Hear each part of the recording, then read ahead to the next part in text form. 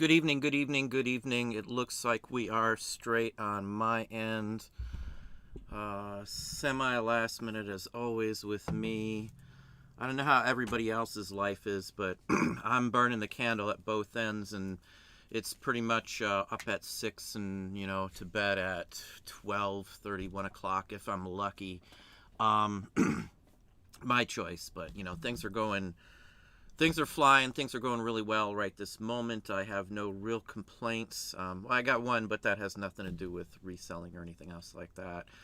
We're going to talk about reselling literally in 2023, reselling in general, what 5 years would look like as well. I think that's a fair assumption of one's business. We do projections. I do, estimates and daily numbers to determine where I'm going to be at the end of the month and at the end of the year.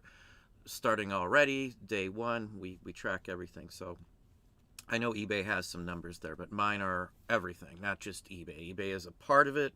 I need to see the whole big picture. Again, don't just look at one section, one listing, one item, one category, one site in general.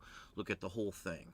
Again, my numbers are combined in a P&L statement, something that the bank may even need to see from you at some point. Your accountant will want to see a P&L statement. Again, they don't care what you did here, what you did there. They want to know the total numbers, and that's what matters. So again, reselling wise, I know there's a lot of folks that are having issues right now. I can tell you one thing, probably the biggest thing that we did that pretty much revamped our business a couple years ago was get rid of clothing. I'm not a big basher on clothing. I don't wear anything fancy, mostly t-shirts and stuff, but I do collect vintage leather jackets. It's one of my things. I've loved leather jackets since I was like 17 when I had my first one. Still have it. Still have the one that I bought in when would that have been? I'm trying to think. 86, 87. I still have that one. It's a nice leather jacket. I've never gotten rid of it. Still have my Brooks from like 89, 90. I've got a nice Brooks, but anyway, Brooks Brothers. I know if you're not into leather, you probably have no clue, but I like cafe racers, anything with asymmetrical zippers, anything with buckles on the back, anything with zippers on the cuffs, Y&K zipper hangers and whatever. I love all that stuff anyway. Multicolors are great and stuff like that too. So anyway, I see we have quite a few people in house. I'm going to call it names in a few minutes here.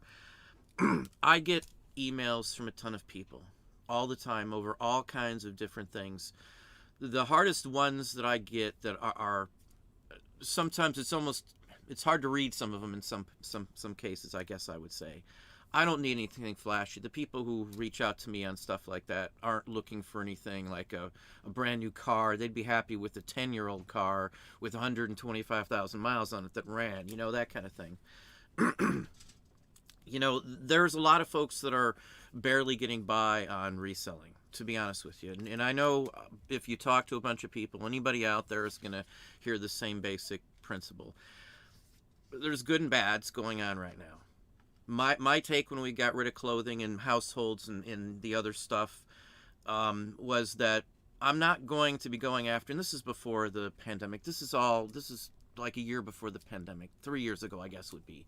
I think that's when we sold everything else off in bulk, all the clothing and stuff, other than a few items, some NOS items. We figured out that I'm going to be selling stuff that if something happens, we could be screwed. Because people aren't going to want expensive shirts or something that's used. Some folks always will, but the percentage goes down, depending. They're going to wear their shirts longer. They're going to use a pot longer. They're going to use the pans or whatever you're selling a little longer. Parts and pieces may sell fairly well for you, but the gist of it, clothing was flooded. When we got out 3 years ago, the items that I sell now, no one ever needs. No one needs the items that I sell in the store and all the links that I share with you for items we sell and stuff. Nobody needs any of that. There's not a thing in there that has any value to someone's physical life and their activities. They can't wear it. Most of it can't be displayed on a wall. It would sit in a book or in something where you'd have to dig it out. It wouldn't be something laying around the house all day long or something like that. It's useless to a large chunk of the population, the majority of what I sell. Now, that's by design, by choice. I didn't say, let's just randomly do something. I picked stuff that if I build on them, I'm able to get repeat business. Repeat business is a huge chunk of what I do. And they're all people that are in the niches that I sell in. It works because I keep putting new stuff up. If your store gets stagnant, you're going to lose your repeat business. Just like me trying to keep pickers. If I don't buy something from them for a couple times in a row, they're not going to call me next time. They'll probably call somebody else first who will buy a bunch of stuff every time they're out there. So I always buy something. I always spend a few bucks. Sometimes I break even. I might even lose a few bucks sometimes on a deal just so that I make them happy. If they bought something specifically but they messed up maybe, I might just buy it off of them just so the next time they'd take the chance again. Because in the end of the day, I make a pretty darn good chunk of money and I make a huge amount of profit. My cost of goods are really cheap on items when I buy them in bulk, which is mostly what I buy. So you've got to take into account who your customers are. I don't just look at something and say, I know it's going to sell. I want to know who's going to buy it. Is the market going to dry up? Is there a chance on something happening? Is it something that could go out of fad? Is the clothing I bought or t-shirt I bought next year not going to be wanted because a team lost or whatever? There's stuff like that happens all the time. If it's an inventory for more than a certain length of time, clothing-wise, 3-4 years, it might be irrelevant and meaningless, and the price could be worth a tenth of what it was from the day one that you got it. I ride my inventory. I don't take anything down, ever. I don't blow it out. I don't do anything like that, ever. Because it's always the first time for someone seeing it, the first time they see it. And there's a new person every day popping on. It's never been on eBay or never looked at those types of items every day. Every day somebody reaches out, hey, that was my grandfather. So they may not even been looking for it because it's anything specific other than the name. So there's so many reasons why what we sell, the sales are still really strong right now. If you're in Patreon, I'm going to show them to you. It's not out of pressure. I feel that I should at least show you, since you're paying for services, what YouTube membership will see them to, what we did last month on just eBay. I'll give you some honest numbers on what we did for the entire month out of everything. I'll give you some straight breakdown on our numbers. I'm not going to, you'll get to see it. You'll see it moving. It's not like something I'm rigging up like other channels. I've seen some fake screenshots stuff. But anyway, long story short, there's going to be huge opportunities if you pick the right field, if you're in the right thing. Clothing, for me, it died in the summer. Fads. I missed a little tiny pinhole. Somebody didn't like it. They tried it on. They returned it. The return rate was like 8%, which was my highest back when we were doing it. I never had anything over like 0.5%, and not even that high. Usually it was like some categories I sell, and we don't have returns ever, just because they're so, like stamps. I've never had a stamp return in my entire life that I can think of. Ever. As long as you've pictured them, you've described them, you've got them blown up large, 300 DPI or better on eBay. They can zoom in and look at them like 10 times the size. I've never had an issue with stuff like that. Let me just... Thank you very kindly, Auction Monkey. Better than 2022. We'll touch on that too. I'm gonna touch on that. I know I just missed one. I hate to do that. Hang on just a second here. If I can remember how to get back out of that. Hang on. I'm sorry. I don't want to miss anybody, and I'm terrible sometimes. Bill Tyrell, well, thank you very kindly. Thoughts on promoting items. When should you and when should you not promote them? I did a test. We'll switch back because this is something I'm asked all the time. I did an honest, a sincere test on, 8,000 listings. I did promote it, 8,000, and I did them for 20 some odd day, 27, 28. I wrote it down. I don't remember the length of it, but I did that in December. And I did it in the month that should have been my best month ever across the board. My sales went down from the prior month when I switched off the sales and stuff at the same aspect. The promoted listings, I ran them for like 4 straight weeks, and I lost. I shut them off like maybe it was 23 days or something. I don't remember. I know it was at least three straight weeks. I turned them off right in the middle because it was crushing my sales. I don't know what it is, aspect wise, why it was still crushing that bid, but with promoted, if someone's not looking for my items, they wouldn't be interesting to somebody. That's the whole point. Again, I talked about just a minute ago. My items are something that the majority of the population would never want, never care about, never would see how anybody would spend $175 on a card that pictures. What was the last we just sold one for $175. It's in German and it just talks about beer. I'll post it on YouTube membership and Patreon if you're interested in seeing it. But just sold $175. No one in their right mind would even know what that card was. It's from like 1880s, 1883 or something. 1887 maybe. It's got a date on the card, so you'll see it in the image. But if I promote something that no one knows what it is and no one wants, it's not going to do me any good. I listened to some folks out there, and I should have just used my better judgment. No disrespect to anybody. I wouldn't know if it worked or not unless I tried it. So I'm glad that I listened. I'm glad I tried it. I wished I would have tried it not in December. That's my own fault. I just figured it would crush my sales. We'd be zooming. We're zooming perfectly fine right now. December, I was hurt by promoted listings. I would never recommend promoted listings if you've got unique, odd, scarce, vintage items in general. I can't see it. And you know, even those odd items. Again, because if there's only one or two people on the globe that may want the item, promoting it to 10,000 people who wouldn't have a clue or care isn't going to help. That one or two people that would want that item are going to know how to look for it. You know, they're not just some rando coming across, oh, well, I like that. They're going to look for that item. Things that I collect. I type in very specific keywords that are in, you know, every one that I've ever found and, you know, looked for. It's always these specific keywords. I know what, like if I'm looking for a Weeble for the wife or something, I know exactly what to look at on every site. Biddly Boos, I look for if it's in Europe. I look for them by the brand. So it's Airfix in England. Kenner does them in Germany. Kenner does them in France. There's 2 or 3 companies out of Hong Kong we look for. So there's very specific. Hey, come here, over here, come here. Hang on. Here's. I don't know if I can get her the way she's at. Come here. Hang on. My other dog's going to attack me. This is Wilhelmina. Well, we call her Brimley, but I think she fits more Wilhelmina. This is a rescue. She lived 2.5 years in a shelter. Chewini. It's a Chewini. Yeah, she's adorable. She's the sweetest little thing I could imagine for something like this kind of dog. She's an adorable little thing. I'm sorry. She actually sleeps with us, believe it or not. Our other dog does too, Jack. But this is Wilhelmina Brimley. Yeah, she sees Mom over there, I think, still. Yeah, I know. No, I don't want a kissy. But she wouldn't even look at us when we first got her. All she did was bark, and you can see how great of a dog she is. Not to sidetrack the subject, but you got to pick them up when they're by. Where's the other one? Where's Jackster? He's got to be down here somewhere. Jack, come here. He wants to play. Jackster, come here.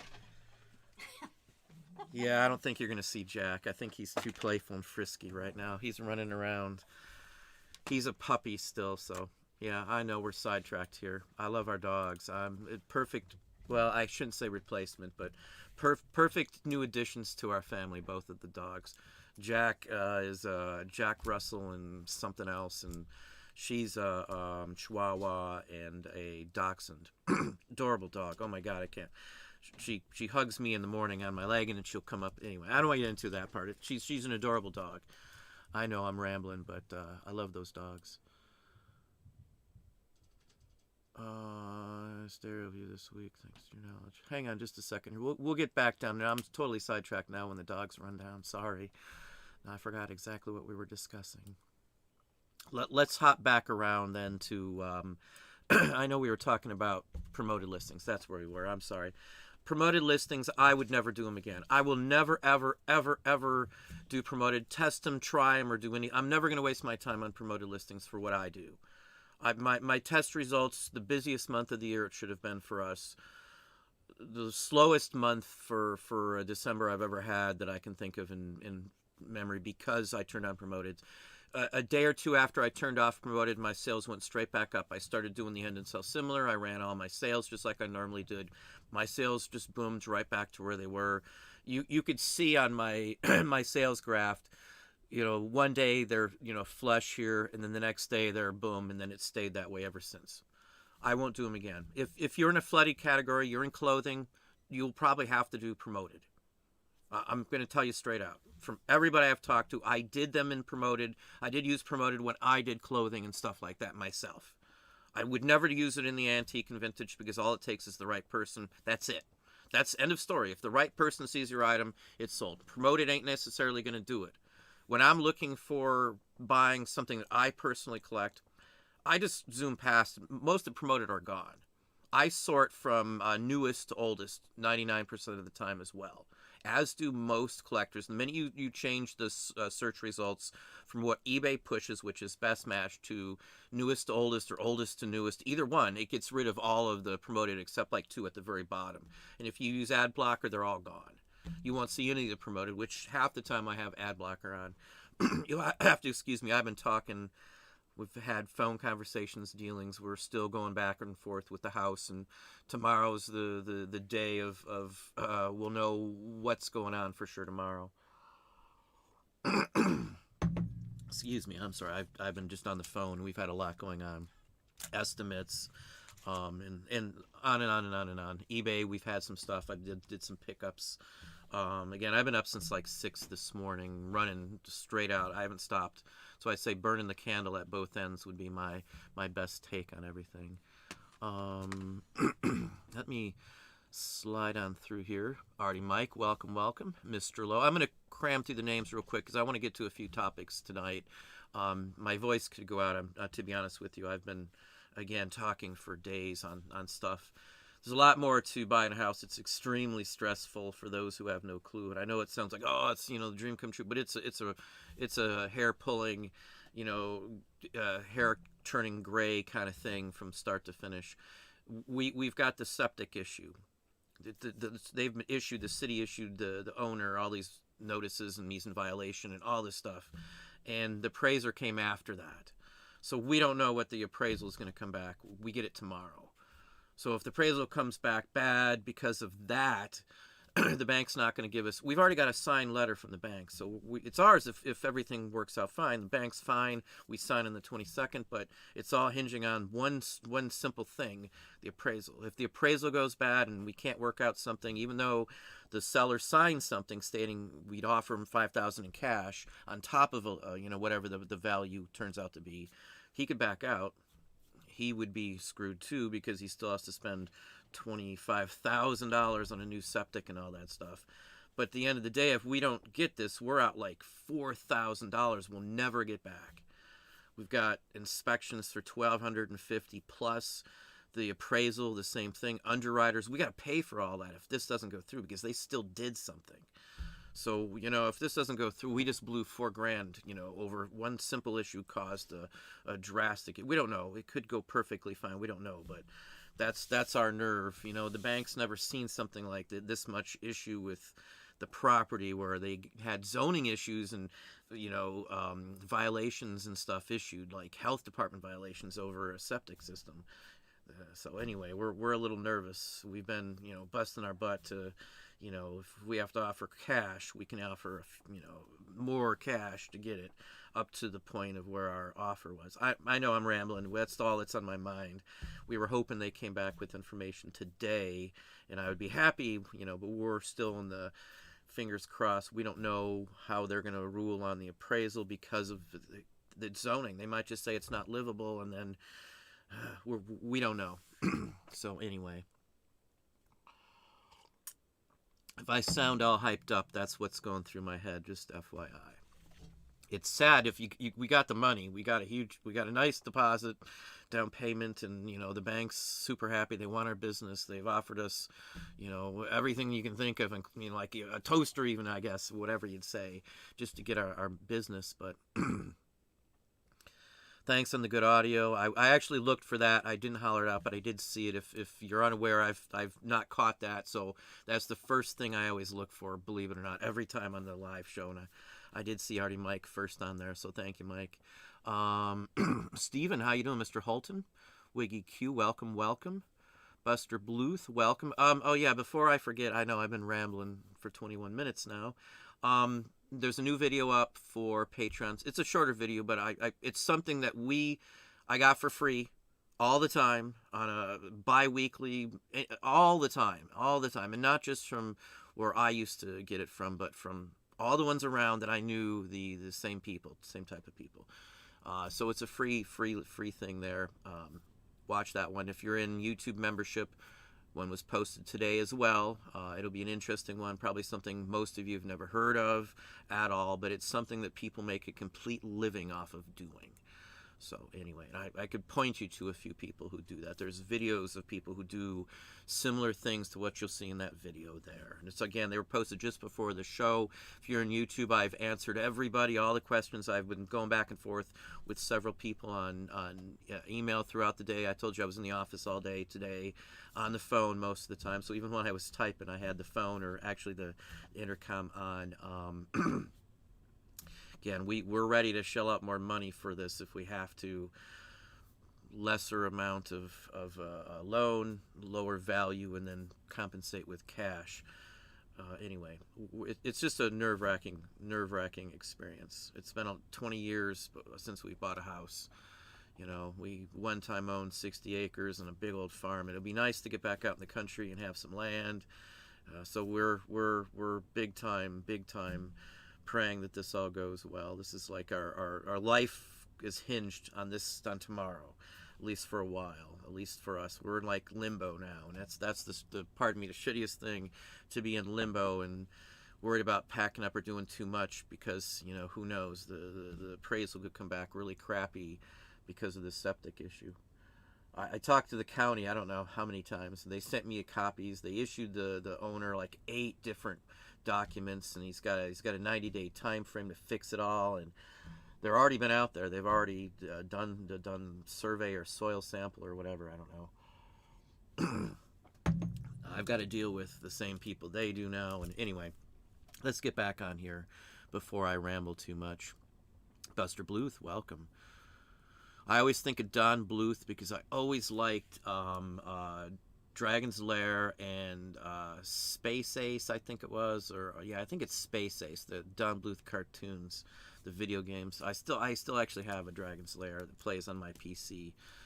I pick up haul, I bought it and I kept it, just like I got every Diablo ever made on my thing there too, Warcraft as well and all that. I like those style of old games. Still play them once in a blue moon. The Disgruntled Octopus, how are you doing? Good evening. Our shower curtain right now is a giant Japanese-style octopus in that old-style, hand-painted rice paper style. It's really neat. I love octopus, too. Wouldn't eat them, but at least not anymore. Leland, how are you doing? It was good to talk. I dropped you back a email on there. Hopefully you're doing well, the two of you, you and Cindy. Good to see you in house. Marty, Jiminy Flippets in house, another fellow YouTuber here. How you doing, Marty? Yeah, I'd never have enough time in the world. I don't remember, who was I talking to now? I've answered, I want to give like 70 emails today, and man, I've spent 3+ hours on emails today. That's not a complaint. That's just life. But you lose track sometimes I have to sometimes read past, emails in the chain just to make sure I'm not getting confused on it. Because when you sometimes I talk to 3 different people named Aaron. There's like 5 Matts. There's 3 Steves. So sometimes it's hard when you're just running around. I'm never just sitting there doing one thing. I don't know about anybody else, but Mr. Loftus, how are you doing this evening? Good to see you in house. Hopefully you made it through. I think we're supposed to get down, Jeff, to like 8 degrees by tomorrow afternoon, and then tomorrow evening it's supposed to be below 0 over here, wind chill and all that stuff. Feels nice inside. I got the heat cranked up here, but Matt Jake, how are you doing? Good to see you in house as well. Welcome, welcome, welcome. Howdy Joe, good to see you also. We got Craig, Landshark Picker in the house, another fellow YouTuber here. Craig and Marty have both been in a video with me, I think. Maybe more than one. It's so hard to remember sometimes. We were trying to figure out how many videos I've got, and I just gave up. I like 2,500 or something if you count Patreon and all that. Time flies. That's what I'll say. Just curious, Buster Bluth, are you all seeing strong numbers on eBay so far this year? I'm surprised at what we're seeing in our store. My numbers are solid all the way across the board. They haven't dropped. I showed a week's worth of sales. We're actually up from that already, and it's pretty steady. I have honestly no complaints. I'm in the top, I would say, like 8% of months that we would be doing in a January timeframe. We're in the very top tilt of it. Year-wise, numbers are fairly solid. We're down a little bit from where we would have been in like November and stuff, but it's not a huge ordeal, especially with different sites. That's just eBay. eBay's doing really pretty good right now. I have no complaints. I think a lot of folks, are going back to the regular workforce. I think the amount of sellers is probably going to show has dropped. I haven't looked, but I don't think their numbers are out yet for fourth quarter or anything else like that. That's the least thing on my mind, but my guess is they lost more sellers and buyers again, and that's part of the reason they're not messing around with the updates as much. I think maybe they finally listened. Maybe they have to. You can't keep losing people, even if you consider them low-valued buyers or sellers, as eBay does. They've openly said that, the CEO, if you want to call him a CEO, but I have no love for the people running eBay. They're totally lost. They're just grabbing whatever they can, like whatnot's there. So I got to try and get that back. Coin sites, you got Hip, you've got Del Camps even. They do pretty darn good. So eBay's losing. People are going to Discogs, Poshmark, Macari, whatever you want to call it. So again, I think that it shows that they don't know what to do. They're just like flailing, like wacky waving arm guy or something like that. In the 80s, little balloon blowers. So that's again my opinion.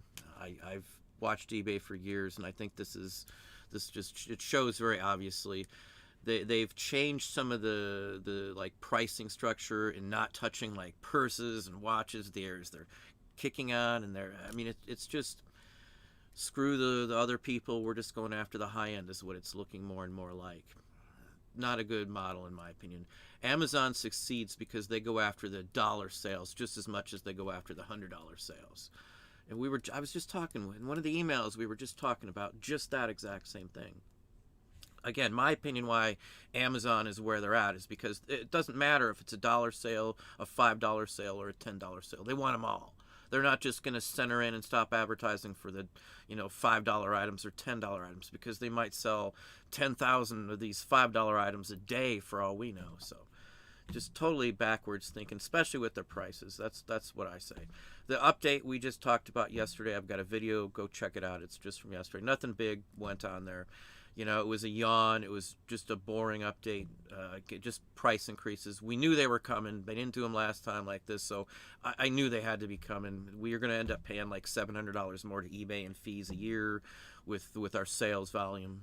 If you don't sell that much, it's maybe a couple hundred, maybe 50, who knows. But it's all based on how much you sell as to how much it's going to hit you. We're selling more this year. I'm already projecting we'll be up this year from last year like 15% if the numbers stay the way they are right this second.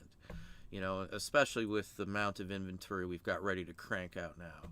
We've listed in 2,400 listings to the good. That's not counting that we listed probably close to 3,200. We've sold the rest of those items, so obviously you got to keep listing more than you're selling. If you sell 50 and you want to gain ground, you got to list 150 if you want to gain 100 listings. So anyway, we're up 2,400 listings in the last 12 days or something like that. So we're trying to do 4,500 a month new listings above and beyond what we got. So that means we have to list what would that be, 57, 58, somewhere in that range, just to keep up with that momentum. So by the end of this year, my pledge to everyone is I'm going to try for 100,000 this year. That's my goal. And with the help we've been getting now and running labor hours the way we are, we're back in a good swing. I think we'll hit real close to 100,000. That's my next goal on my chart. Once the house thing is totally done, the next goal is 100,000 listings on eBay. We're going full out on everything. I've talked about backing off and doing this and doing that, but at this point, things are working. Things are back to a normal level at eBay, I have to say. I'm not one to give eBay much credit because I think the management, pardon me, but sucks really, really bad. The guy running the company is terrible and should have never been given it. But in my opinion, I'm allowed to say that. But anyway, there's been a lot less glitches. There's been a lot. I haven't seen one of those. Sorry, it's us. But maybe once this whole month. And we used to see them daily, like 5 times, 10 times a day. I do have another error, though, that I'm going to have to do a little thing on because I can't list a postcard for... when I show it to you, you'll see how ridiculous this policy, whatever reason it is, on eBay.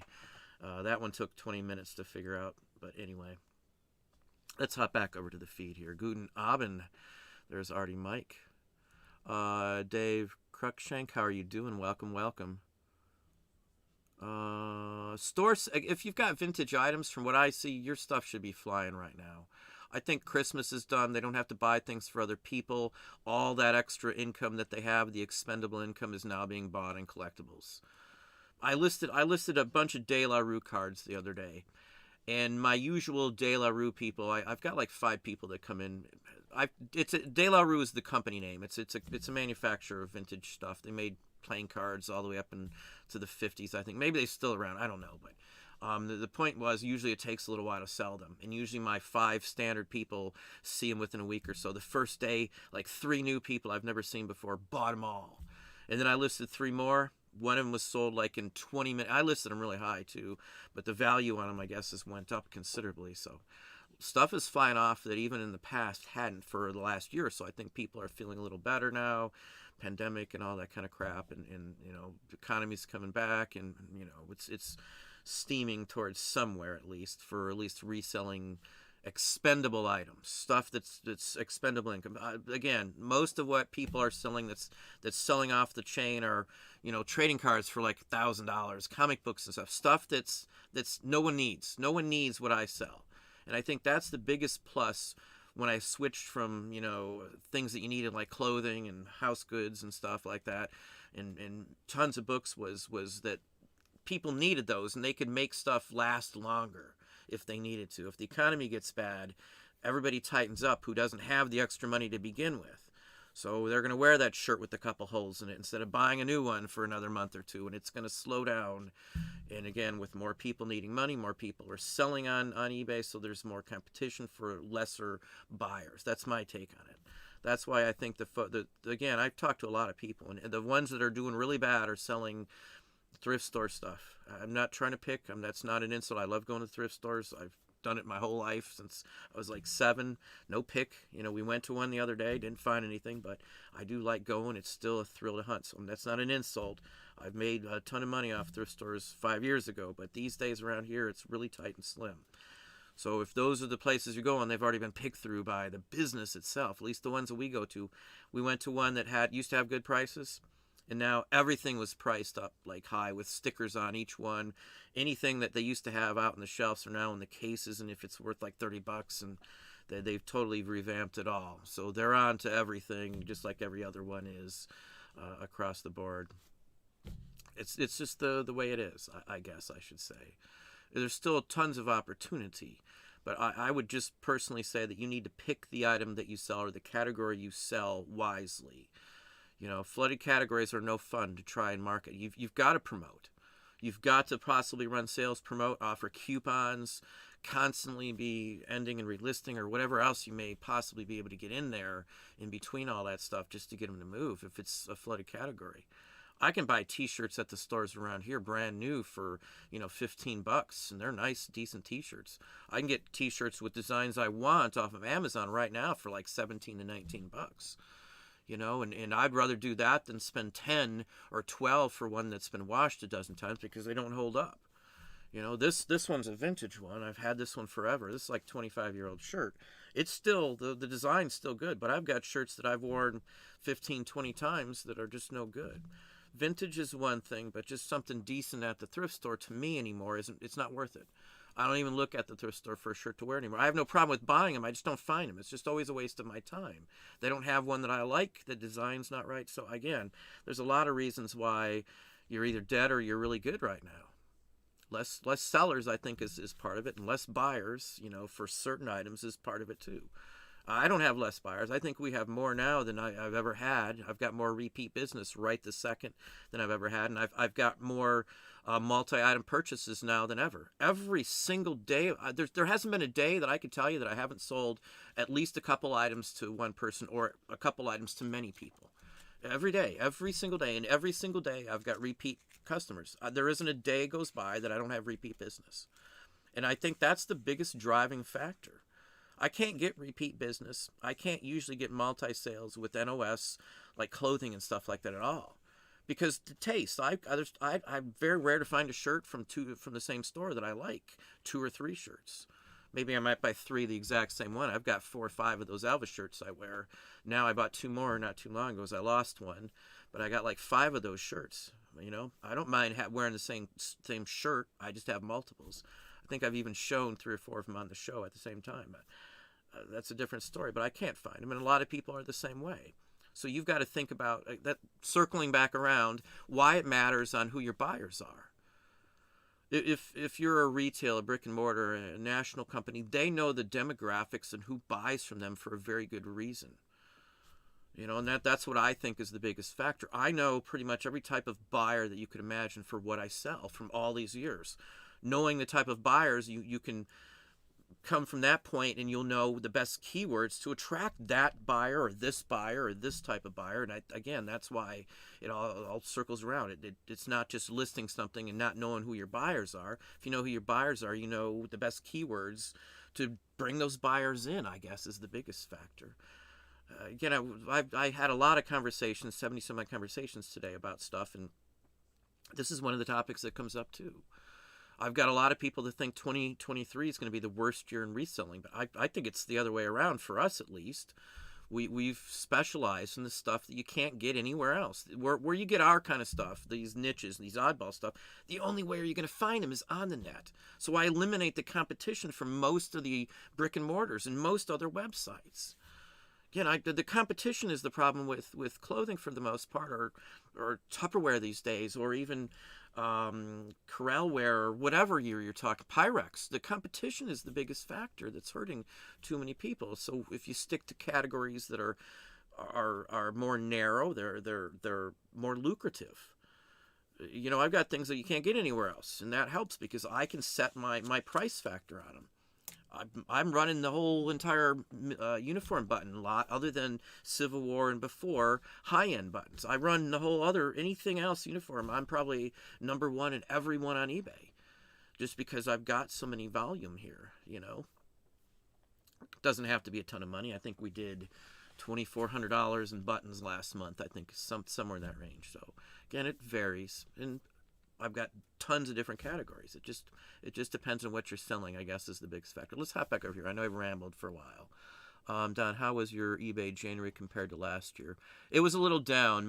This January was a little down from last January, but again, I did the promoted crap in December, and that crushed my sales. It took a little bit of time to figure it back out again and get it. This is reselling.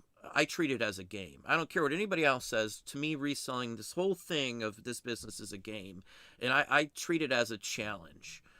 I'm not trying to beef myself up. That's what I think of. I think of it that way because I'm scheming all the time, trying to figure out another thing I could do to figure out what will get us the biggest boost on eBay, I guess. And again, I've played with everything. I did the promoted. I wanted to be fair. I'm glad I did it, but it was terrible.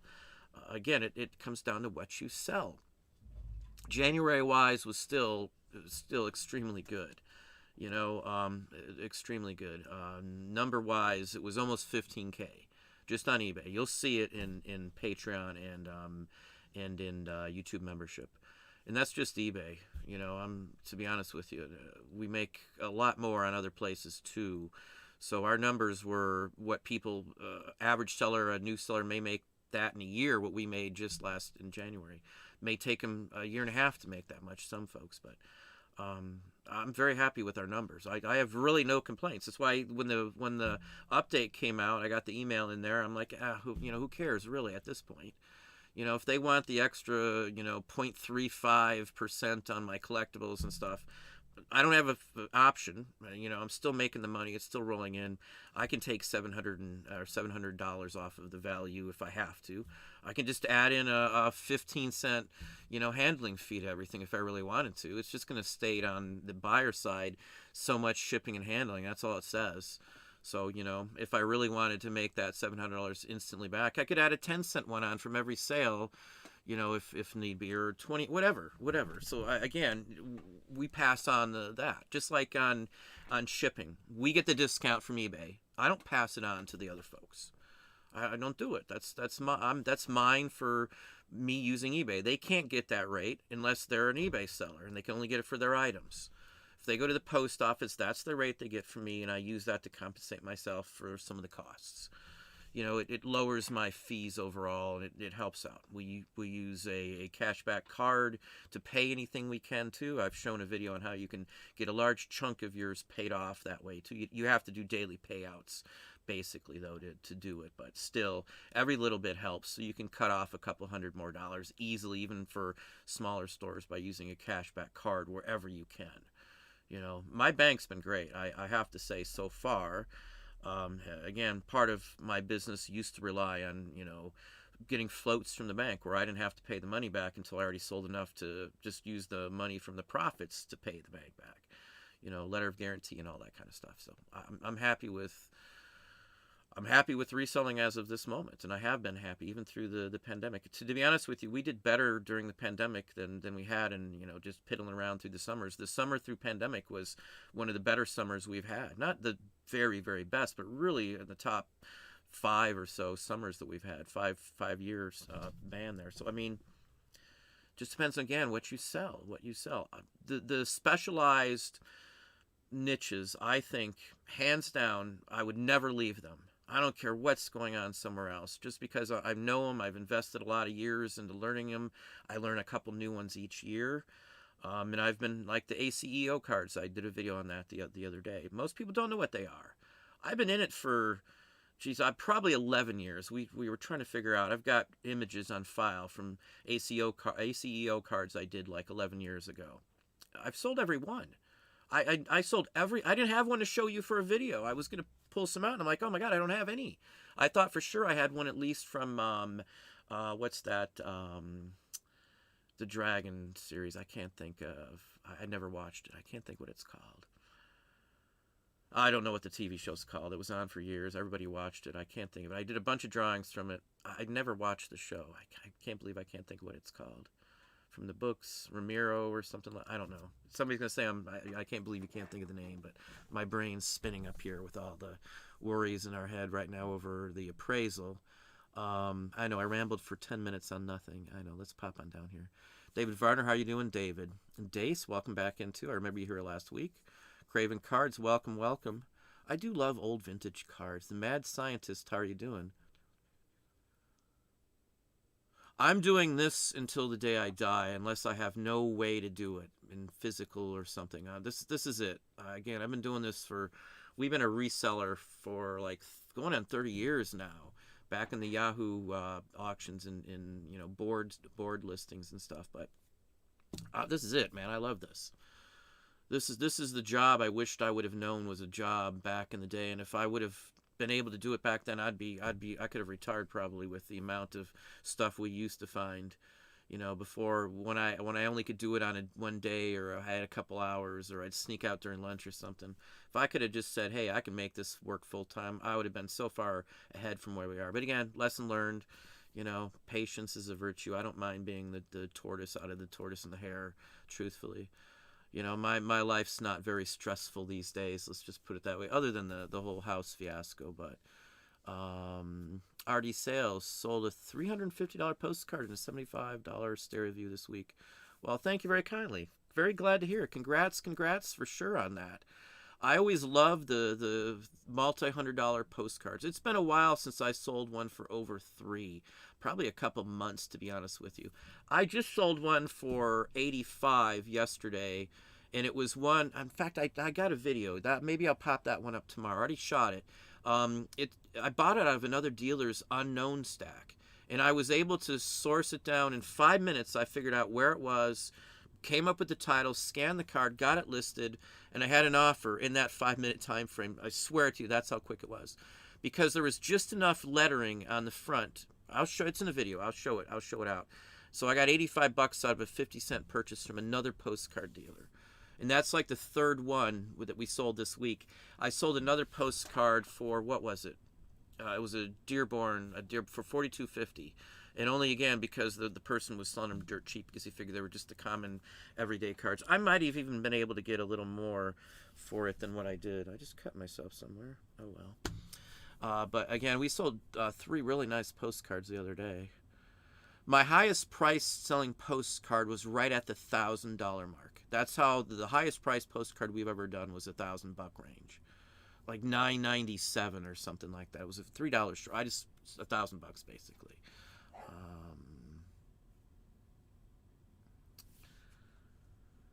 Yeah, that is a good sale for sure. Yeah, I'm auction. We'll get back to Auction Monkey here again. Thank you for that super chat. I'm very confident that 2023 will be probably, the way it's looking, it could possibly be our best year ever. Things are all lining up. If you were into astrology, all the planets have lined up or whatever they call it. Not just me. There's a lot of people I talk to. I was talking to one of the conversations I had with somebody I've been going back and forth. We talk at least once a week, sometimes twice a week, but and we get into depth.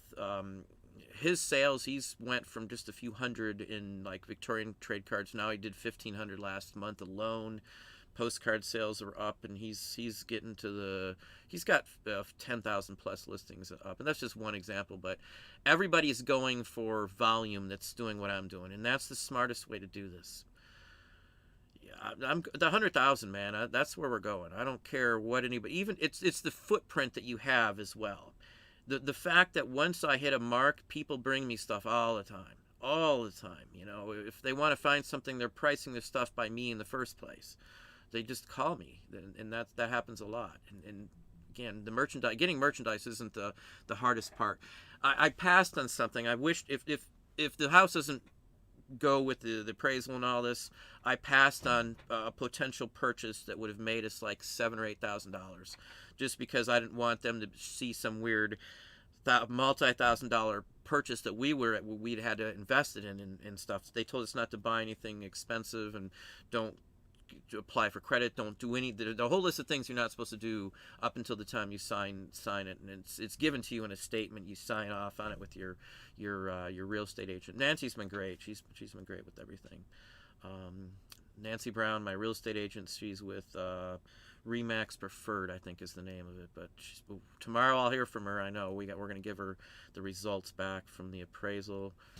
Again, that's I'm banking everything on this appraisal tonight. So anyway, Antiquarian Bookman, welcome. I love old books. Somebody showed me some pictures of an old book today with an autograph in it. I thought that was pretty interesting. I love old books. One thing on old books, I'll give you everybody a little insider. The condition isn't always a factor on many old books. I'll buy ratted out books all the time. And I've got a 1770s book sitting over here right now. The second one I got for under 20 bucks. Torn it apart, separated it. I'm going to get like $500 out of this new one here. The last one we sold sheet music out of, I got 15 bucks. I got it on video, pulling it out of a mall display box for 15 bucks. We made at the end of the day, and I still have stuff up, but out of that old book, and it was ratted out. It was terrible. The covers were gone. It was just the inside. Sections were there. Stuff was missing. We've made like $370, $380, somewhere in that range profit. After fees, after listing, after all the investment in time and energy and everything else, that's how much we made off of that ratted out old book. I love old books. Older the better. 1700s books are my favorite, 18th century or before. I love the old stuff. Susan Sanders, welcome. Peace back at you. Mr. Lowe, again, welcome. Let's pop on down here. Very glad, RD Sales.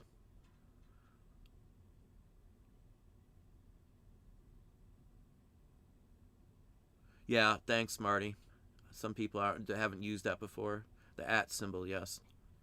Yeah, I got you what you're saying. Hey, Nancy, how you doing? I shot you back. It was good to hear how well you're doing with all that. I won't shout it out here, but I was quite intrigued. I'll have to hunt some of your stuff back down and take another look. Vintage Indiana, how are you doing this evening? I sell useless junk too. I swear to you, the key to our biggest change and success is selling stuff that no one wants or no one really needs, I should say. That's the biggest factor in what we got going, because the fact that they don't need it means that they have extra money. They're spending money that other people may not have to invest in something like that. And there's a lot of people out there that are into these things for whatever reason. They're like the trade cards in general, comic books, all those categories have skyrocketed with grading and investors coming in. They're branching off into my categories big time these days, and I think that's a huge push as well. That's why I say, even if it's slower in 2024, I think we're gonna make like a year and 4 months worth of inventory or of sales in just this current year, if it stays the way it is. You know, everything gets put in the bank. I don't buy anything for us anymore unless we need something. We got cars, they got low miles. As soon as we get the house, that's it. I don't buy anything really fancy or anything. So everything goes into the bank. Everything goes. We have the house paid off in just a matter of a couple of years. You know, anyway. I don't want to get back in the house. I don't want to just be talking about the house today, but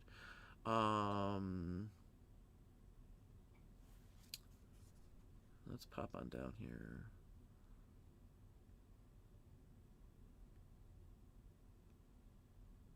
Hang on just a second. Let's move back on down here. Yeah, slam that thumbs up. I've got 228 people in house. I've got 74 thumbs up. Thanks, Craig. I always forget to even say that. I kind of get lost in the conversation. And again, thank you, Bill Tyrell, for that. Hopefully I did answer that question for you. BJB, how are you doing? From Ohio as well. I am in Ohio, northwest corner of Ohio area.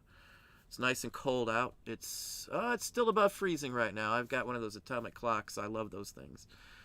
Parlay Zapper, do you ever sell books and make any money? Presently in hospital. Hope to tomorrow we take time to heal, then we'll get real. But busy selling on eBay. And I've made a ton of money from books. I mean, we've sold books into the hundreds of dollars. I've made thousands off of just cutting up some books in the past. Maps, mostly maps. I love books. We've done a ton in vintage books. The majority of all money that we make are either first editions, autographed books, whether first edition or not, and then vintage books that we can rip apart. You know, I sell better. We make more money on rip aparts than I do on just flat out books to resell whole. Generally, the good stuff doesn't show up around here. There's too many book hounds around here, but they pass on a lot of the crapped out books. They don't mess with those. If they can't scan it, they don't mess with them either. There's a group that won't touch anything you can't scan, but I like the books that you can't scan because I usually make far more money at those. Always have. I do like books. I've got a fairly large art book collection myself, and reselling collectibles, as well as a whole shelf of guidebooks, just so I can help identify things. We've got thousands in just guidebooks. I got 1,500 just in, probably more than that now, because I bought a couple more. I bought a heraldic book the other day, just for some of the designs for some of the crests and stuff. But probably got 1,700 just in books on buttons, to believe it or not. But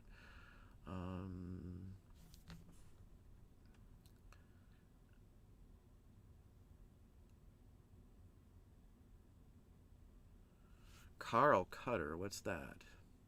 What is a Carl Cutter? I don't know what that is. Now you got me wondering what a Carl Cutter is. We got to look that one up. Marty's using it, so. Oh, okay. I've got, I don't know how many of those. I use a Frisket. You can get them at Walmart, and I use those all the time. The only thing I would say is don't ever trim a card. Trimming cards is a no-no, so just FYI. I don't trim cards. Don't trim cards. But I do have a couple of those for art and stuff like that. It's just a zip cutter. I've got there's a Friska's at Walmart right now. It's $14.99. It's got two blades, so you can go back and forth, and you can, if you're cutting short ones, you can line up a couple. And anyway, I love those things. I've got two of them sitting there. Maybe I've got three of them. And I also got the the X-Acto cutting mats. Those are awesome if you do arts and crafts at all or model making. Those are the bomb. I've cut thousands of cuts into mine and I can still use them. Mr. Hale, how are you doing, Bob? Good to see you in house. I used to be full-time on eBay with 6,000 square feet warehouse solely for eBay for quite a while. I have been part-time and semi-retired. I think I will go back to full-time in 2023. Well, congrats, Bob. I didn't know you were that big with that big of storage facility. That's pretty decent size there, Bob. So the biggest factor on what I sell to, the biggest like problem factor is it's small. Clothing wise, took up an entire building and I had a tenth of the amount of listings I probably have now.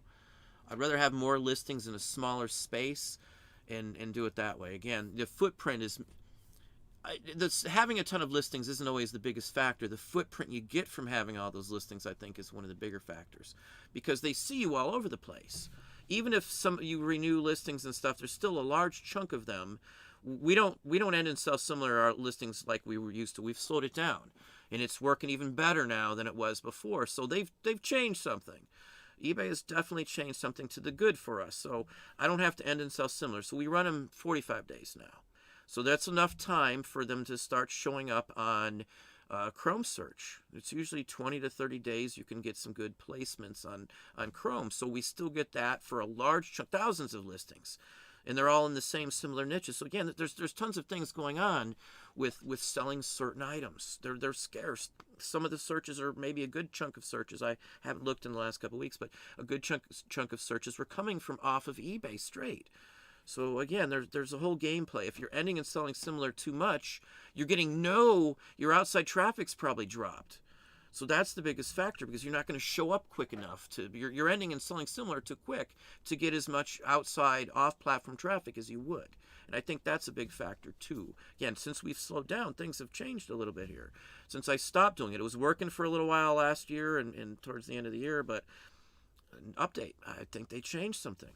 I have noticed the speed of photo editing's quicker now, and a bunch of other things they've actually improved on. I'm happy with the listing process. eBay is really quick. You know, I cringe when I think about doing them on InkFrog and stuff because it's twice as long on InkFrog. eBay is now much quicker. Again, I don't know what everybody else does, but I line up our stuff. So like yesterday I got 30 listings in and just it was like 30 minutes or less. It was really quick. They were all like-to-like items. I didn't have to change dimensions. I only had to change one word in the title. I just had to do the photos. The prices were the same, so it was quick. It was really quick. You know, I could have easily got the pins, the 1901 Pan American pins that I just put up. You can look for them. They're still up there. Still got 20 some odd up. Maybe I've sold one since then, but I've already sold, I think, 3 just since late last night. $150 almost out of those, but anyway. Let's pop on down here. Congrats, Bob. If you need something again, you know how to get in touch with me, Bob. I hit you back on a couple of those comments too, just FYI.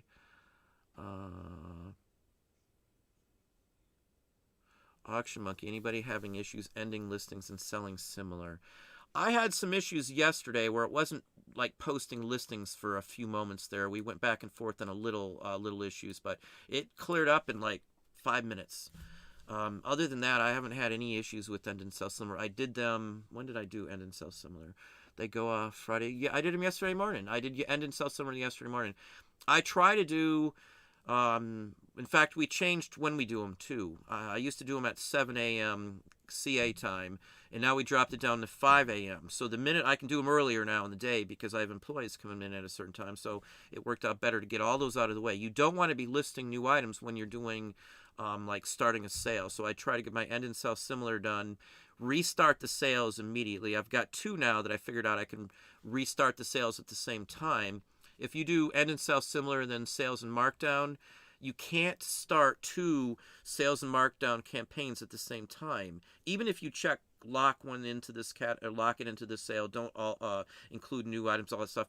They'll interact the 2 and they crash into each other. And what happens is you won't get the total amount. Every time it happens. So you have to let one run and then start another one. We only can do 10,000 on the option that we use at a time, and we run 4 sales and markdowns constantly. They're always running. They stop for just a matter of a short period of time, and then they go. Oh, for those who are having, I talked about HIP today with a couple folks too. the issue with hip, and again, I've put out a email to one of the tech guys. The issue with hip starts from the end and sell similar. Now that we're talking about end and sell similar, every time if I end and sell similar when it starts to lag behind, it just builds up and it creates double listings on hip. They finally got it all situated in my account. They had to kill the whole thing. It took 2 straight days of it re-updating everything to get all my listings back on there. We're back up to like 19,500 on hip, the hip platform, hip postcards. And if you do end and sell similar, their update time, the time frame that they update it, isn't quick enough to catch it. So when you end, say, 200 listings on eBay, and you resell them as self-similar really quickly, it doesn't have enough time to realize that you deleted those listings. Then you've also listed new listings with different item numbers, and then it imports them. So you end up with 400 listings instead of 2, but they're all double listings. It's a time frame issue. It's got to be. There's no other way around it. It's tied to the time frame that they're syncing, does it, and that's what it seems to be with all sites. I've actually talked to somebody in there. There might be a workaround if that's indeed what it is, which I do believe it is, as well as another IT guy. I've got an IT degree. I've studied stuff in database, and I really think everything that I've studied, I even pulled out one of my textbooks from college just to make sure I'm not like thinking wrong, but I'm 99% sure that it's something that could be fixed if they would be willing to address the issue. I know a lot of folks aren't happy with hip in general, and I hope they hear this because I went back. It took me more than a week to get them to finally listen. Every day they'd keep saying the same thing, and all they had to do was look at how long I was on hip and what I've been doing, and to know that I know how hip works. They were trying to explain to me, do this, do that, even though they removed features when the sync broke. It was them.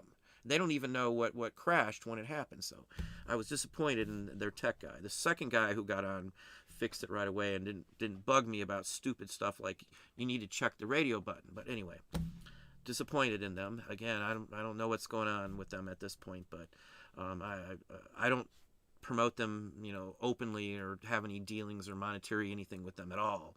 But I do still use them. I haven't given up on the site because we make hundreds, thousands of dollars on the site. I can't give up on that. I mean, it's free money. It's extra money for the same items I sell in other places, and the money's good. So I'm not going to give up on it, but it's frustrating. They're more frustrating with the sync than eBay has been frustrating lately. Again, it's hip now is the problem, which I wish they'd fix the darn issue. True. Yeah, I would. I wish they'd fix it, but I can't complain about eBay because things have gotten so much better. I don't have any vendetta against eBay as a company. The owner, not the owner, the CEO is an idiot, but that's, again, my opinion.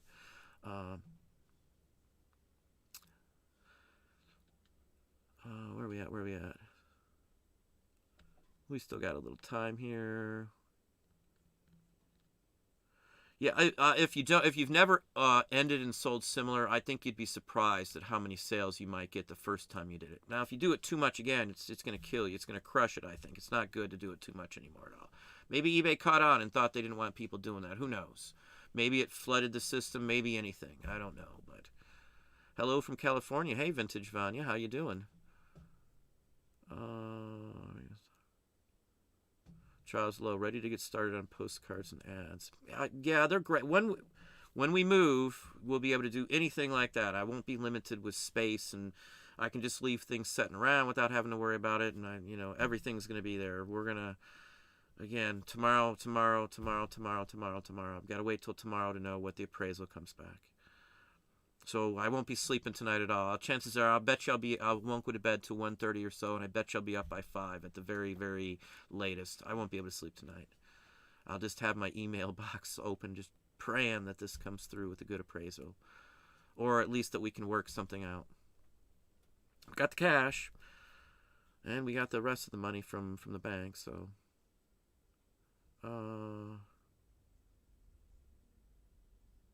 I only purchase first editions. Paralee Zappa. I wouldn't just stick to first editions. I sell a lot of kids' books that aren't first editions for 15, 20, 30, 40, 50, 60 bucks all the time. If they're old enough, they do well. That's just my take on it. Some of the books that I've got autographs on, they're not necessarily first editions, and had I not just looked because I was looking for the book, I wouldn't have known it was autographed. So just take that at heart too. I don't just strive for first editions. If you had to source just first editions around here, you'd go broke. You would have to get two jobs to make up the difference. There's not enough of them around anymore around here anyway.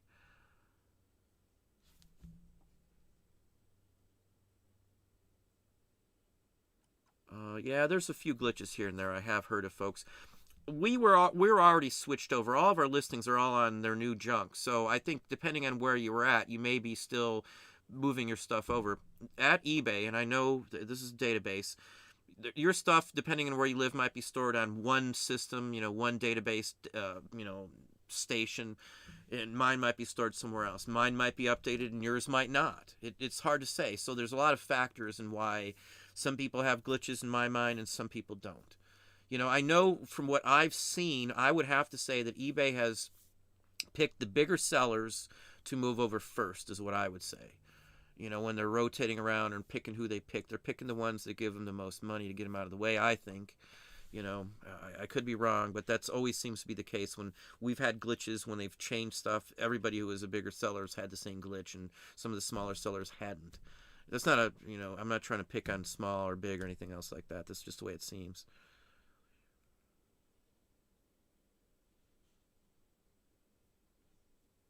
Yeah, Buster Bluth, same thing with that, with cookbooks, man. I do very well with cookbooks. The older the better with some of the cookbooks. I save just like recipe cards and stuff even. They do very well. Um,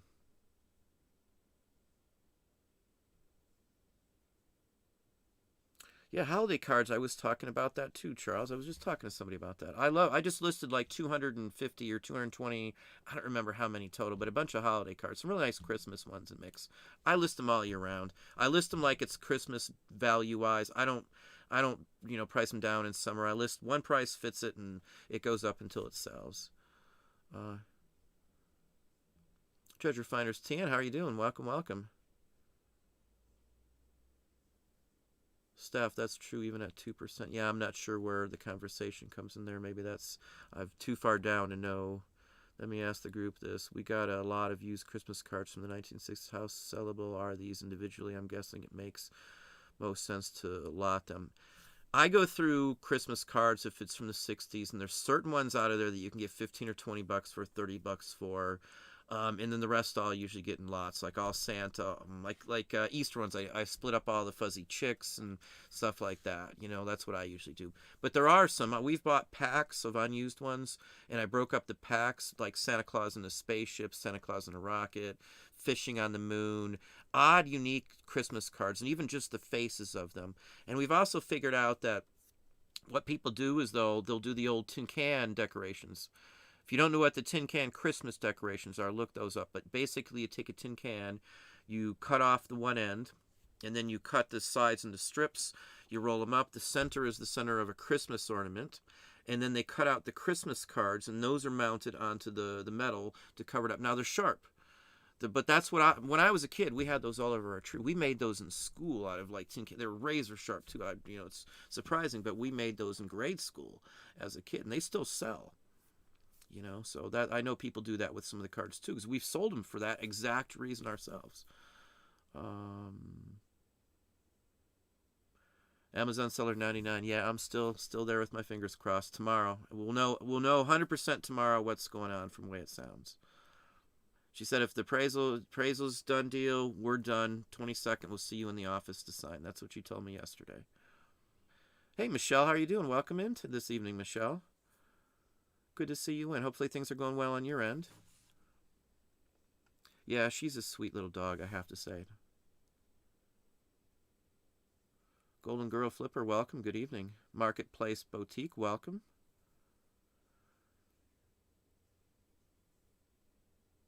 Let's see here.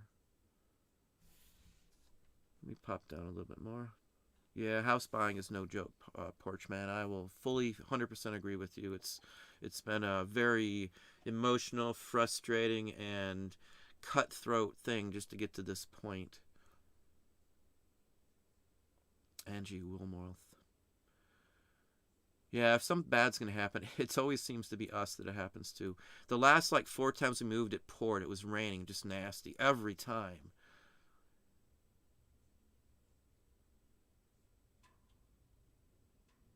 Sewer lines must be updated via EPA. We dealt with this also. Unavoidable. Seller needs to do his part and update the system. Sorry about this. Yeah, WikiQ. He's going to pay for it. They're paying for it, and they try. I think he's worked out a deal where it's going to come out of the money for him. Him selling the house, if I'm not mistaken. I think that's the end result. I haven't heard from his side yet. The listing agent talked to our real estate agent, so we're aware of what's going on basically, but again, it comes down to the appraisal is the final key here. We didn't think it was going to be 22,000 is the appraisal, and since he doesn't have the survey back or the ground test on the dirt, because you have to the EPA's got to sign off on everything, and it could be up more than that, so he's got to put in escrow 1.5 times that. So $33,000 it could cost theoretically. It's definitely costing $22,000 to have this put in. It's a 50. It'll never. We won't have to be replaced or probably even much done to it for 50 plus years though. So it'll be the lifetime of me if it all works out right.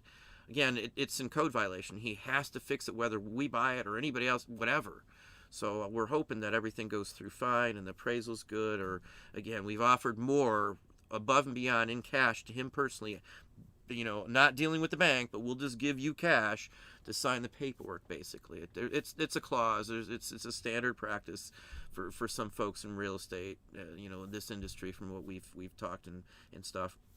Nancy was great and pointed out anything, we laid it on the table. We want this. What do we need to do? You give us the answer to do, and we upped last time. I think we put down good faith was like 2,000 or 2,500. We told them 5,000, 10,000. You tell me what we need to put down for good faith. You'll get it back. It'll just come out of, you won't have to pay that amount at the end of the day when you sign the paperwork. So it's not like it's gone. But we put out $5,000 as she recommended. So that was the good faith money we put to the title company the week before. So we did everything she said. And if the septic wasn't here, we could have even potentially already been signing something, having the closing day possibly. It's usually about 28 to 30 days. It has to be because of underwriters, and we got our insurance, everything. We met every single requirement. We got the letter stating it's ours. The bank's going to give you the money. Just it just depends on that appraisal. They said it was an easy one. I mean, we're putting down $70,000 in cash, so I'm not. I would be very bothered. We could lose $4,000 if this doesn't go through, and the bank knows that. I told them we'd be very emotionally bothered if it doesn't go well, and if they can't figure out or work a deal here with us. So, anyway, again, this is like the third one. We're hoping this is it. This is the farthest we've gotten. So, let's see here. Do 34, yeah, the joys of septic systems.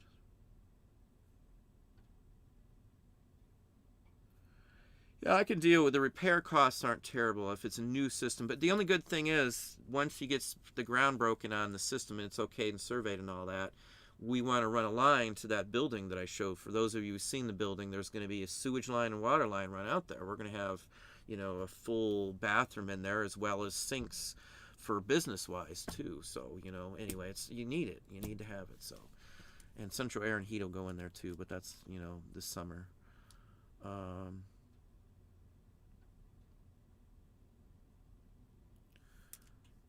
thank you, Marketplace Boutique. Yeah, we got a Commodore 64. I've got like 3 systems in the box sitting here too right now. I got another 2600 the other day.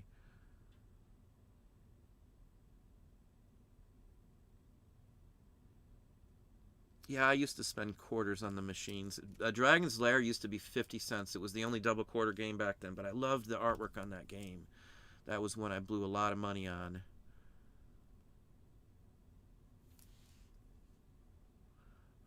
Let's pop on down.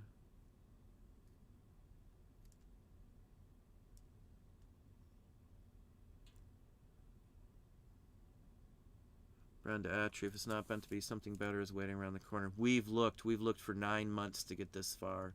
To have a little acreage and have a building that's usable right away is very, very tough around here.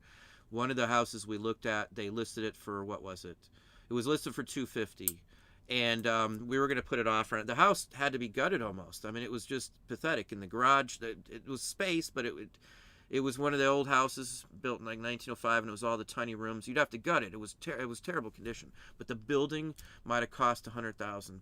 It went right off the bat. The day one, the first person went in there offered $25K more than the list price. We offered more than $20,000 over list price ourselves. Just at this point, just to be in the game, you know.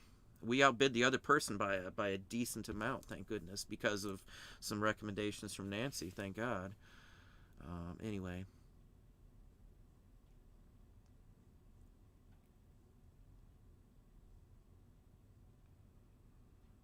Let's see here.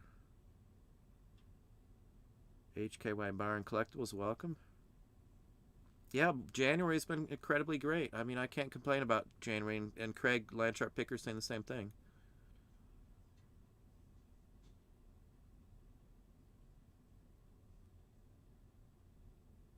Known issue they showed as duplicate listings. Huh.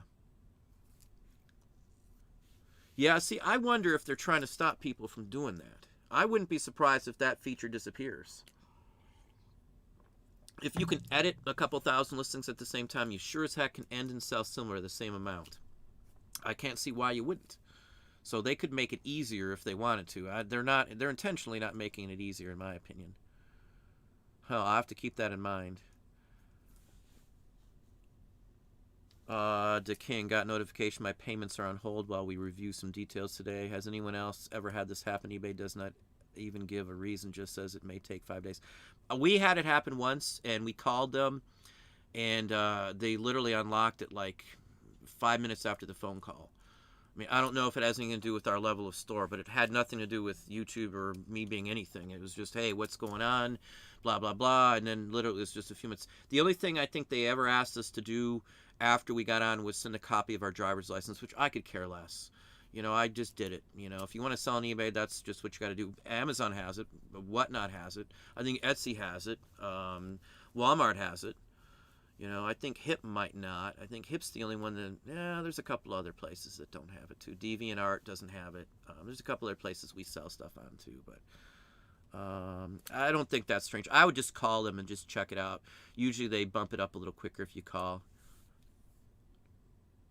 And he thought, yeah, I think there was nothing in the winter update. I probably already discussed and answered that, I would imagine. WikiQ, when they are going to make offers binding. They technically are, I would say, but, you know, there's not much you can do. Hey, Crystal. Good evening, Waltzing with Crystal. Nice to see you in. Better to be a buyer than a seller on eBay, in my opinion. I'm fine with the selling, man. We do extremely well on eBay, and eBay's less than half of our revenue. So, you know, when that video comes out, you'll get to have a good idea on real numbers here, at least. But I can't complain at all. Reselling for us, we thought about what we made last month just on eBay, and between the wife and I, you know, that's probably what I made when I first started out. When I was working at Disney, my first year at Disney, that's probably about what we made in an entire year. Just me working at eBay, at Disney back then. And I made that in just 1 month, you know, what I made in a year. So, again, the numbers are there. It's doable for anything. We work very hard at it. I'm up, you know, crack of dawn, and I don't go to bed till real late. By choice. You know, we've listed thousands of listings in the last, say, 12 days or so. I've got a routine. I don't slack off. All my efforts going into the business these days in every way, shape, and form. We've gotten good results from stuff. I wouldn't be able to even be sitting here talking about buying a house if it wasn't for eBay. eBay in general is the start of my business and where we got, you know, started to get big. Obviously, we sell more than that platform, but reselling in general, I wouldn't be here if it wasn't for eBay. Again, the CEO is an idiot, shouldn't be running the company, in my opinion. But again, that's I have to thank eBay for where I'm at. I dislike the management very strongly, but you know the whole idea of eBay is a great thing. The fees aren't super horrendous. Yeah, we'll pay $700 more at 0.35%, but you know I can make that up. When they added the 30-cent fee on there for overseas and stuff like that, I just added a handling fee. You know, that's it. I showed you how to do it. I've got videos on that if you want to know how to do it. But I just added a handling fee, and now we don't get hit by that. It's compensated another way. Yeah, sure, there's a small fee on that too, but overall we do great by doing that. Bum, bum, bum. Last year, no reason given. We're just holding your funds for 5 days. Note the 5 days end at the exact time it started. Yeah, I didn't have a 5 day, but that was right after they started it. So maybe it's different now. I couldn't say for sure, but hey, Stephen, how you doing? Stephen PB, welcome, welcome. Thank you.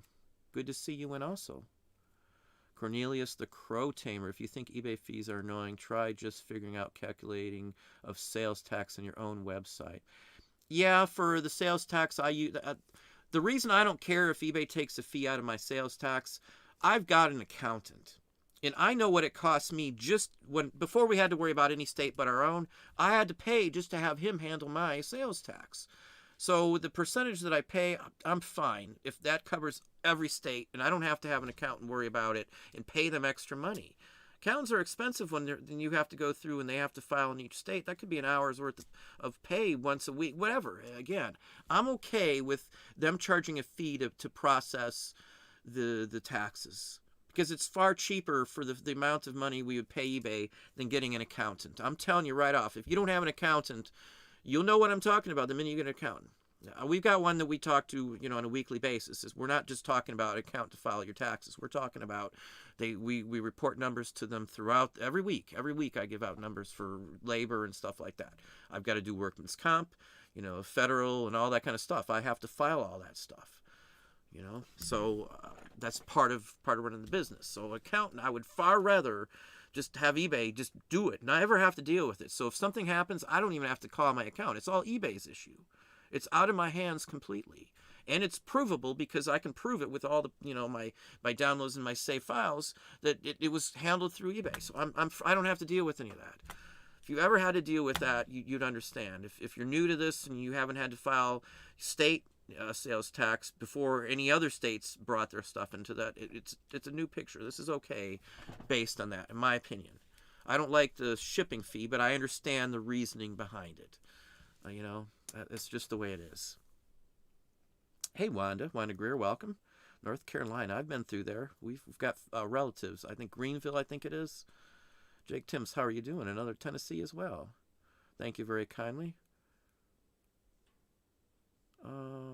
Yeah, store. If you take when we used to do the antique malls, I was in one that was huge, and they had two wings, and I had a booth in both of them. And then I was in a couple more antique stores. This was in Meridian, Mississippi. There's a big one on the outskirts of town.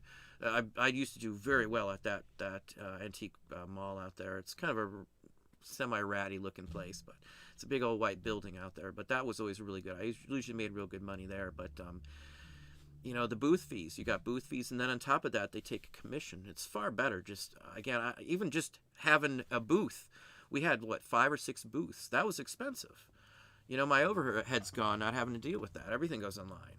What the heck? Why?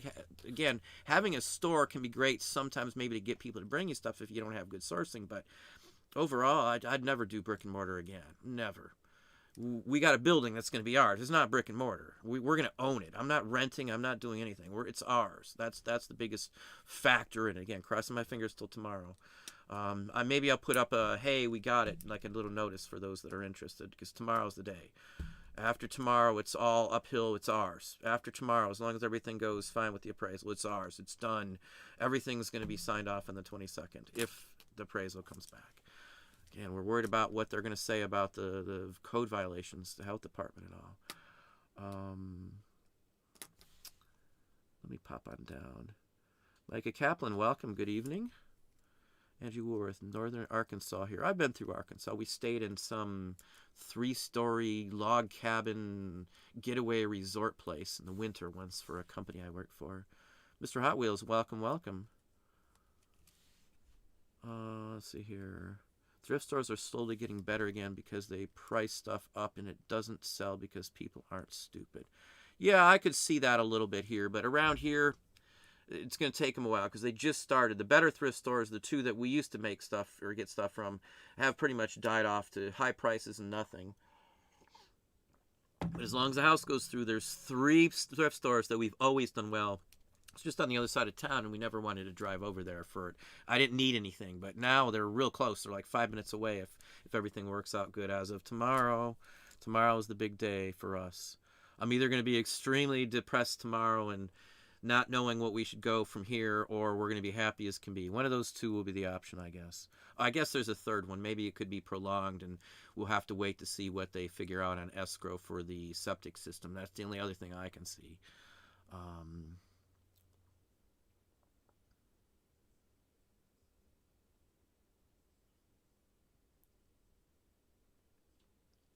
yeah, 90 shirts were better made, Mike. I would agree with you there. Buster Bluth, yeah, we're seeing more frequent multi-item buys too. Every day of the week. There isn't a day goes by that I don't sell postcards. Every day of the week I sell postcards.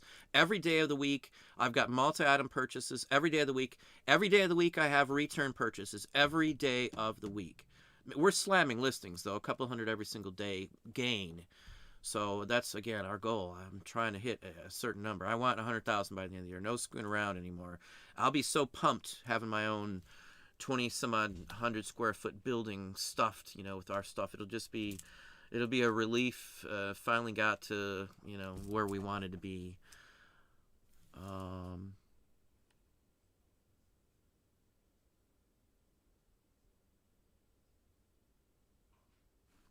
it's interesting that both comic investors and sports card investor YouTubers are talking about sudden price trends going up this past week, which is a change from the past 6 to 9 months. Leland Langford, yeah, it depends on which ones you're talking about. The highest price for like Marvels and stuff like that, Marvel Universe 1 and some of the harder to get stuff nowadays, I guess. They had a real good peak not like 6 or 7 months ago, but yeah, it's been pretty stagnant for a little while. There's been some drops and some dips. I love vintage cards. I've got, I don't know how many 5,000 card boxes of non-sports cards here, going back. I love the Three Stooges Fleer. I've got every one of those.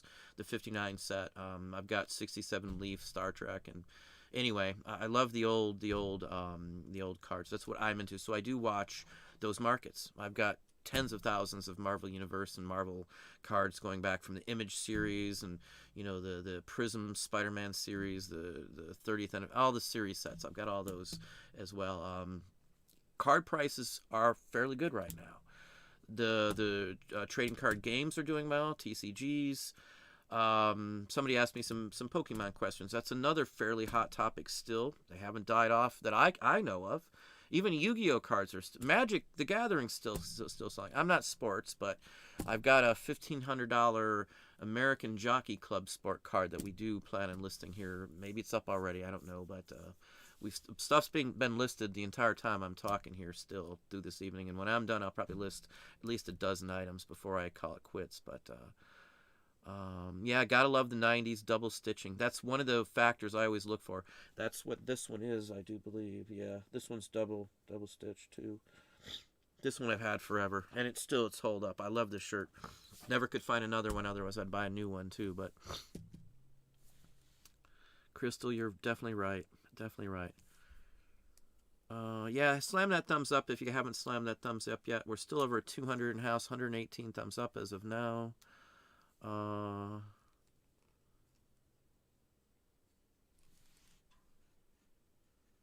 Let's see here. Jonathan Britton. Well, thank you very kindly, Jonathan. I appreciate that. Vintage is all I love to do. I do NOS, to be honest with you. I do wholesale. We create our own. I've got toys that a couple sites sell for us, 3 specific sites. I don't get a sale on every day from like the toys we make, but a couple a week, and that's fine because they're higher dollar items. We get what 226 or 228, I think now, when one of those clowns sells. Couple of those a week sell, so that's 500 extra. It's $2,000. Well, not quite. What would that be, like 1780 or something like that extra a month just from selling clowns, killer clowns. Plus the Weebles we've got some Weeble demos and stuff. We want to get to the New York Toy Fair this year is what I'd really love to do, honestly. Meet a few folks there and have carded examples of some of the things we want to do. With once we get into the new place, you'll get to see the home injection molding unit. You'll see some of the other processes people you can get into for like $2,000. You can get everything you need to inject your own plastic, and that would probably cover the cost of your first CNC mold to be cut out to. Again, that's about our pricing into it. Jonathan Britton, yeah, we make good money from garbage. I make good money from garbage quite often, to be honest with you. What I just sold something that somebody discarded. Oh, again, I shot the video today. I'm thinking I already posted the video, but I think maybe tomorrow it'll be that video, because there's some neat items in there. It's all like insider stuff in the video clips that I did this morning, like why this sold and what to look for and stuff on a couple of interesting items. We made like last month on labels maybe $1,700 last month just on labels and stickers and stuff. And that's pretty good for me, in my opinion, for stuff like that.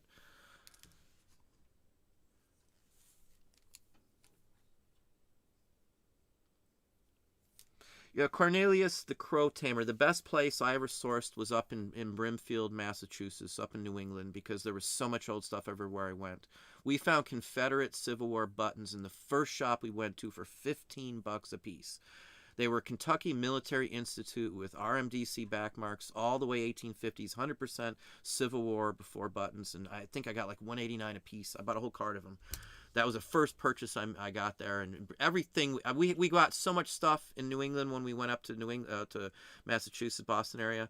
We shipped back a whole bunch of boxes, and we still made a massive amount of profit. Heavy stuff. I even I shipped a shotgun back. I shipped spurs, gauntlet. I mean, a ton of really good stuff. Canteens, going back to the Civil War. I even got searched at going back on the airport with colonial, Revolutionary War era silverware. I purchased a whole bunch of spoons in a little Salem shop for 10 and 15 a piece, and one of them was tied to Paul Revere's shop. It had one of his protege's names on it. We made a lot of money, man. Boston was the best area I ever sourced in, I have to tell you. Up in New England, that was the best area I ever sourced in. We actually flew up into Logan early, just 2 days early, and I paid for an extra hotel night just so we could get up there early to be there when Brimfield's opened up for a couple of places. We already had stuff waiting for us. It was a great experience up there. The old areas, those are always the best. Yeah, clothing is way too expensive. Very, very true, RD Sales. Seth has up as well.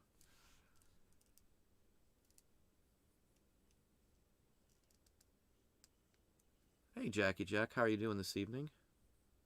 Good to see you in house. Antiquary and Bookman. My average sales are up. I'm going to let it go in just a minute here. Are up on eBay, but I'm still 20% below average on numbers. Yeah, I hope the middle class doesn't buckle. I think overall, just talking, asking, looking at the numbers, looking at financials for big companies and things, looking at Walmart's numbers are a good judgment, as well as Amazon's, on how people are doing. I would personally say that's, again, my opinion, but I look at stuff like that and compare them year over year and things like that. If Walmart sales are down in certain areas, that might be a bad factor, meaning that the middle class may not even be able to afford to go buy extra stuff even from Walmart. That would be a deciding factor, again, in my personal thoughts there.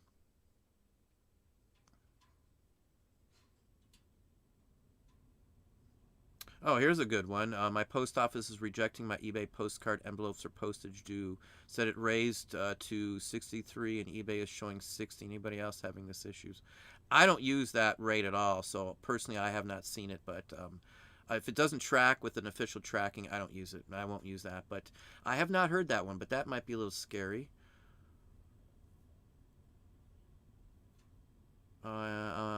Antiquarian Bookman. I'm a small seller with about 1,000 listings, and my average sale was one per day.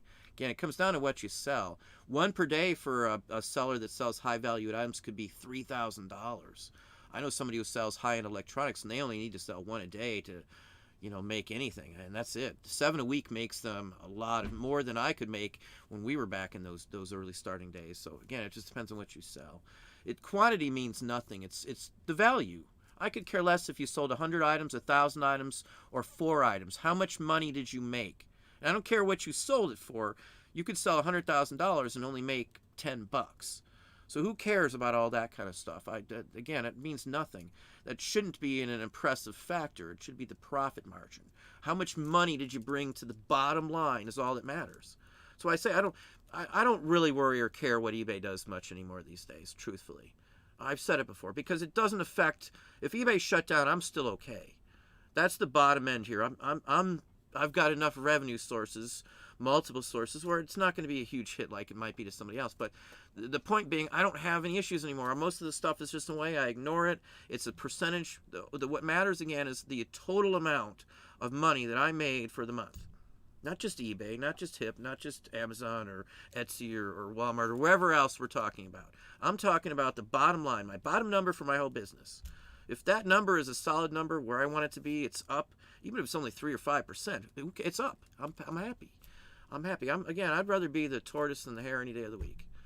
I'm not going to burn myself out running the course. Yeah, I work a lot. I work steady and stuff, but I'm hyper. I've been hyper since I was a kid. I can still wear the same jeans I wore in high school, because my metabolism, I'm always hyper. I'm always running. I'm always yapping or something. And again, that's just me. But we're gonna let it go at that. I know I haven't gotten to everybody's questions. I did try today at least. Hopefully everybody enjoyed the conversation. One last time, if you haven't hit that thumbs up, please slam that thumbs up here. I do appreciate everybody coming on again. I have another video coming out tomorrow. If you're in my Patreon or YouTube membership, new videos are out just before this live show, so you got something to watch when this show is done as well. But we'll let it go, and I do appreciate everybody coming on tonight.